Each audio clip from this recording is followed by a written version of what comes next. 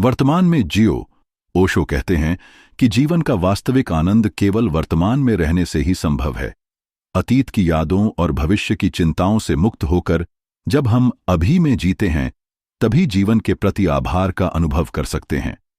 स्वीकृति और समर्पण। जीवन को जैसा है वैसा ही स्वीकार करने की कला आभार की नींव है। जब हम जीवन की घटनाओं को विरोध किए बिना अपनाते हैं, तो हम कृतज्ञता से भर जाते हैं। प्रकृति और अस्तित्व का सम्मान। ओशो बार बार इस बात पर जोर देते हैं कि हम ब्रह्मांड और प्रकृति से जुड़े हुए हैं। जब हम पेड़ों, नदियों, पक्षियों और सितारों को देखना शुरू करते हैं, तो हमें एहसास होता है कि यह जीवन कितना अद्भुत है। प्रेम और आनंद का स्रोत बनो। ओशो कहते हैं कि जब तक हम दूसरों से प्रेम और सुख पाने की अपेक्षा करते रहेंगे, तब तक हम कृतज्ञ नहीं हो सकते।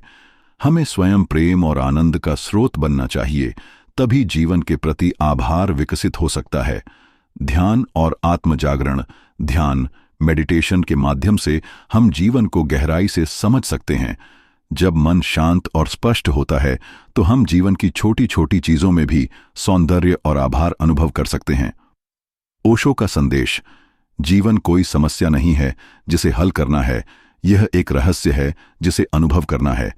जब तुम अनुभव करने लगते हो, तो आभार अपने आप जन्म लेता है।